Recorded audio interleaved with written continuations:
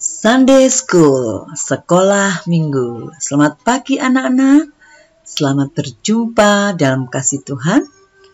Nah, mulai minggu ini, anak-anak, kita akan mendengar renungan firman Tuhan. Mengapa? Karena kita semua masih belum bisa beribadah di gereja. Anak-anak, Bu Yanti tetap berdoa meskipun anak-anak tidak beribadah di gereja. Anak-anak di rumah masing-masing tetap beribadah, tetap berdoa, membaca firman, membaca renungan firman, mendengarkan firman. Ya. Nah, mulai minggu ini, Bu Yanti akan tetap memberikan renungan bagi anak-anak, supaya iman, kasih, dan pengharapan anak-anak kepada Tuhan terus bertumbuh. Jadi renungan firman Tuhan ini bertujuan anak-anak tetap mengasihi Tuhan sampai selamanya.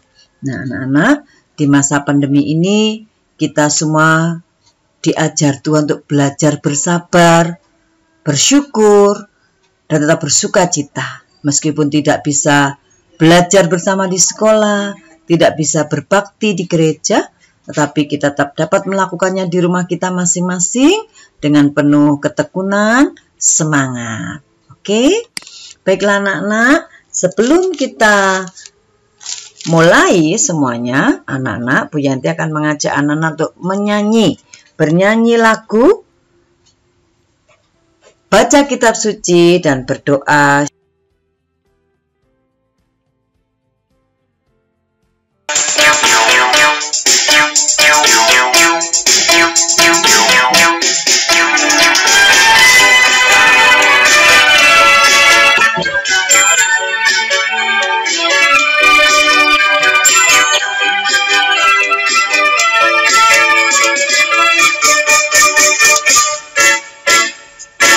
Baca kitab suci, doa tiap hari, doa tiap hari, doa tiap hari.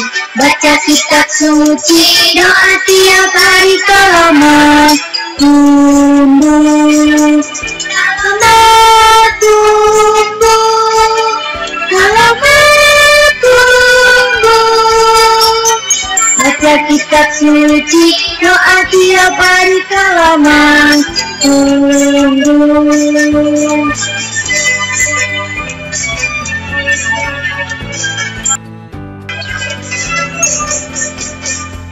Baca kitab suci, doa tiap hari, doa tiap hari, doa tiap hari. Baca kitab suci, doa tiap hari, kalau mau tumbuh, kalau mau tumbuh, kalau mau tumbuh.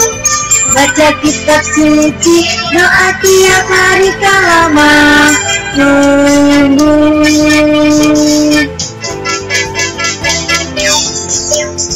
Oke, sekarang kita akan berdoa untuk memulai pembelajaran hari ini. Bapa di dalam surga, terima kasih untuk tahun yang baru yang Tuhan beri bagi kami. Kami telah melewati tahun 2020 dan kini saatnya kami memasuki tahun 2021. Kami mohon pimpinan dan penyertaan Tuhan sehingga di masa kecil kami menjadi anak-anak yang diberkati oleh Tuhan mulai hari ini dan sampai selamanya. Buatlah kami mengerti akan firman Tuhan hari ini dan berkatilah guru kami. Dalam nama Yesus, amin. Baik anak-anak, untuk dari pembelajaran yang pertama ini, Bu Yanti ingin mengajak kalian untuk menjadi anak-anak yang peduli, anak-anak yang mau berdoa untuk semua orang. Karena adalah firman Tuhan yang kita ambil dalam 1 Timotius pasal yang kedua ayat 1 sampai dengan ke-8. Bu Yanti akan baca untuk kalian dan silakan dibuka Alkitabnya masing-masing. 1 Timotius pasal 2 ayat 1 dan 2. Pertama-tama aku menasihatkan, naikkanlah permohonan, doa syafaat dan ucapan syukur untuk semua orang, untuk raja-raja dan untuk semua pembesar, agar kita dapat hidup tenang dan tentram dalam segala kesalehan dan kehormatan. Itulah yang baik dan yang berkenan kepada Allah Juru Selamat kita, dan seterusnya. Nah, anak-anak, berdoa untuk semua orang. Jadi ini kehendak Tuhan.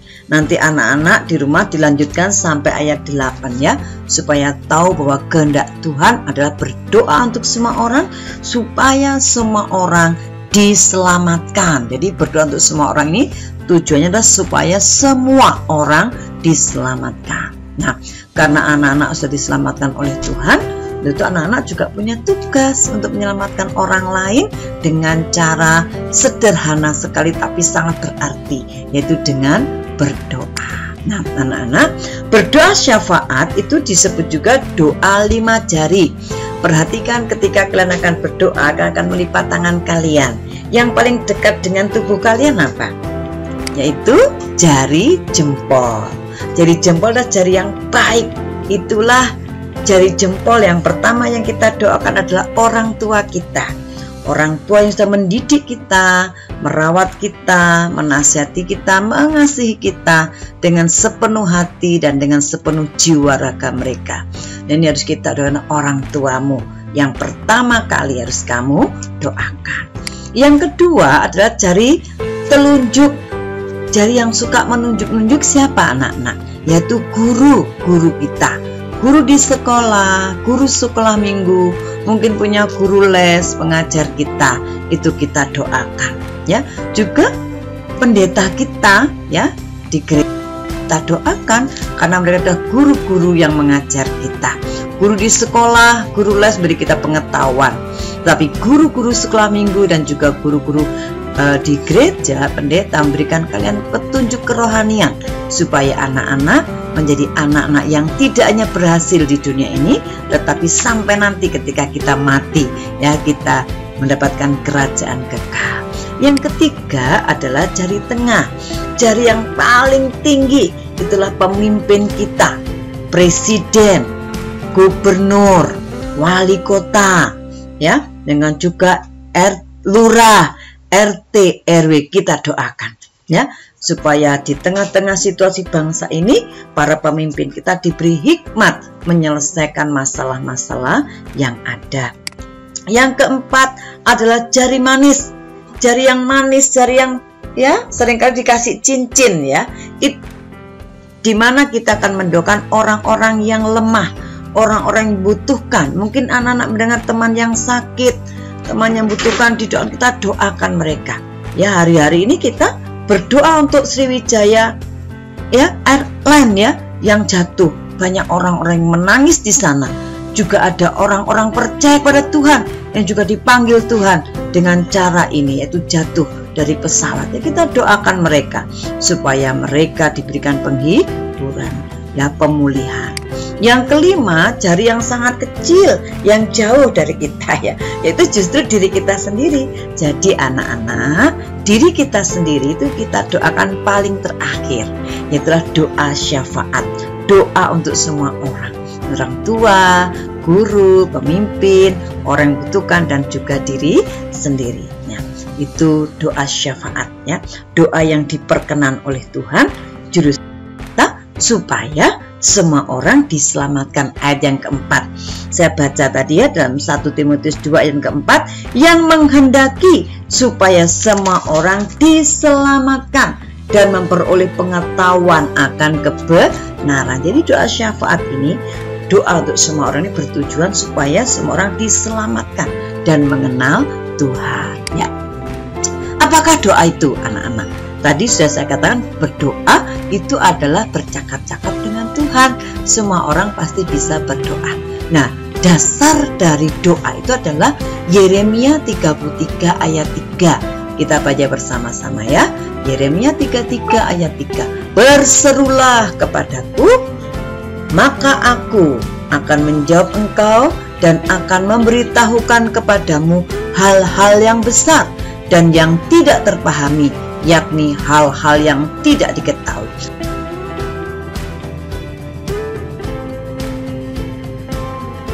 Kita kalau menghubungi orang lain di luar kota, di luar negeri pakai telepon. Nah, telepon kita dengan Tuhan, Allah yang ada di surga yang paling tinggi.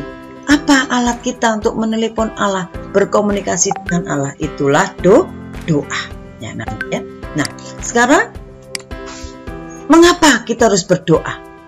Ya, anak-anak, mengapa harus berdoa? Ada alasan yang sangat kuat, karena doa itu dapat mengubah segala sesuatu. Jadi doa itu dapat mengubah segala sesuatu. Yang jahat jadi baik, yang tidak baik menjadi baik, yang susah menjadi terhibur. Itu adalah kuasa dari doa. Nah, kita mau membaca satu ayat yang sangat luar biasa. Yakobus 5 ayat 16b. Demikian bunyi firman Tuhan. Mari kita baca bersama-sama. Doa orang yang benar, bila dengan yakin didoakan, sangat besar kuasanya. Jadi doa orang yang benar, kalau kita benar, anak percaya dengan sungguh-sungguh, maka ketika kita berdoa punya kuasa yang besar. Nabi Elia itu adalah orang yang sederhana, orang yang biasa, sama seperti kita. Tetapi karena dia benar, dia bersungguh-sungguh, ketika terjadi kekeringan waktu itu, waktu zaman Raja Ahab kekeringan, waktu itu kekeringan, tidak ada hujan sama sekali, dan Nabi Elia berdoa kepada Tuhan. Tuhan menurunkan hujan. Ya, jadi dapat mengubah kekeringan menjadi satu berkat, yaitu air, ya, sehingga ada kehidupan. Nah, anak-anak, saat ini pun kita juga akan peduli dengan bangsa kita. Untuk itu saya mengajak anak-anak untuk berdoa. Keadaan bangsa Indonesia yang berduka saat ini. Anak-anak bersama keluarga berdoa. Yang pertama adalah berdoa untuk pandemi corona. Virus corona yang hari-hari ini bukan semakin berkurang, tetapi semakin bertambah-tambah. Yang kena korban, ya, kita berdoa supaya mereka bisa sembuh, karena juga banyak yang meninggal. Ya, mungkin di antara kita yang mulai flu, yang tidak enak badan, mari kita jaga kesehatan kita dengan tinggal di rumah, ya, dengan mengisolasi diri sendiri, tetap pakai masker anak-anak, ya.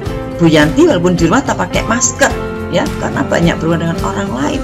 Pakai masker, mencuci tangan sesering mungkin dengan sabun di air mengalir, menghindari kerumunan dan menjaga jarak. Itu harus kita lakukan.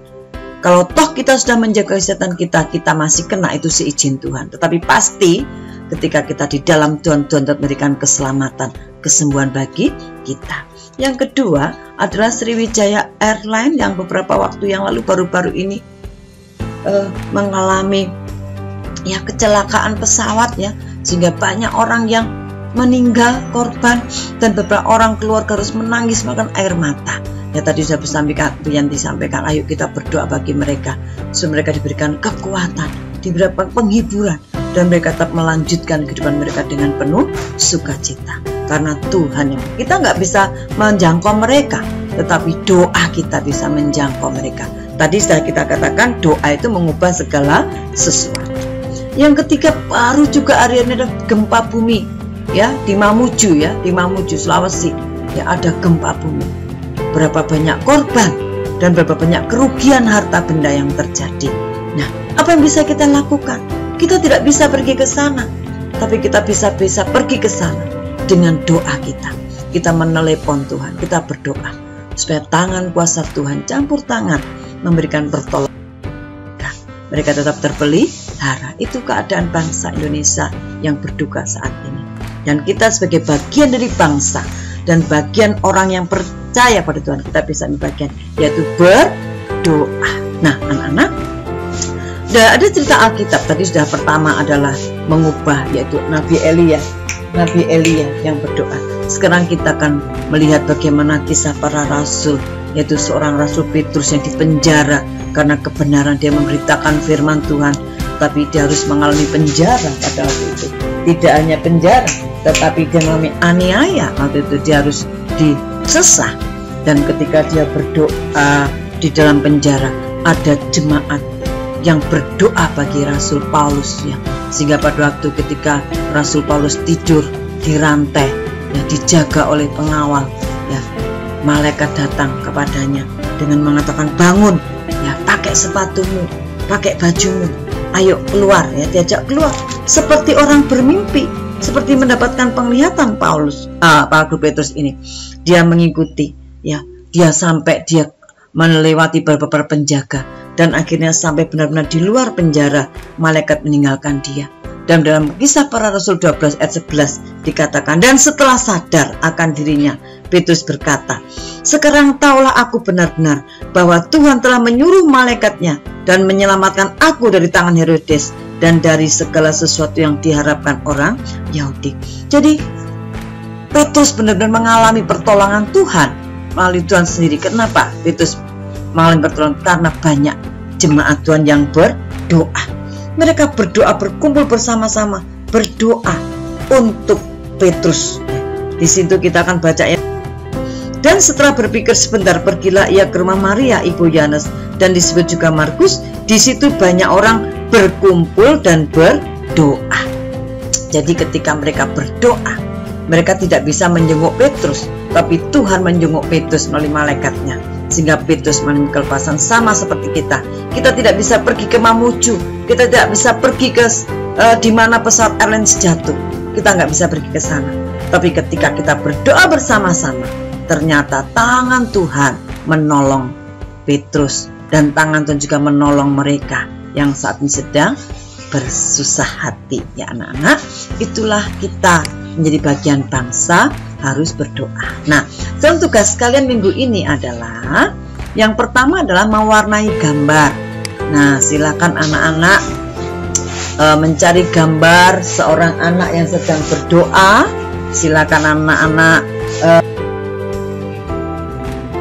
cari dan silakan mewarnai, dan nanti tolong dikirimkan Japri dan Bu Yanti ya. Yang kedua adalah menghafal ayat hafalan dalam Efesus 6 ayat 18. Berdoalah setiap waktu dengan permohonan yang tak putus-putusnya untuk segala orang kudus. Untuk anak-anak kecil hanya pertama doa, berdoalah setiap waktu ya. Jadi untuk semua yang besar lengkap, berdoalah setiap waktu dengan permohonan yang tak putus-putusnya untuk segala orang kudus. Untuk yang kecil, untuk Michelle, berdoalah setiap waktu, gitu aja ya. Untuk yang paling kecil ya, berdoalah setiap waktu ya. Oke, anak-anak, membaca Alkitab penting supaya kalian bertumbuh. Selamat merenungkan firman Tuhan hari ini anak-anak, dan selamat mengerjakan tugas sampai selesai. Sampai jumpa minggu depan dengan renungan dan cerita Alkitab yang baru dan yang berbeda dengan hari ini. Shalom, salam sehat.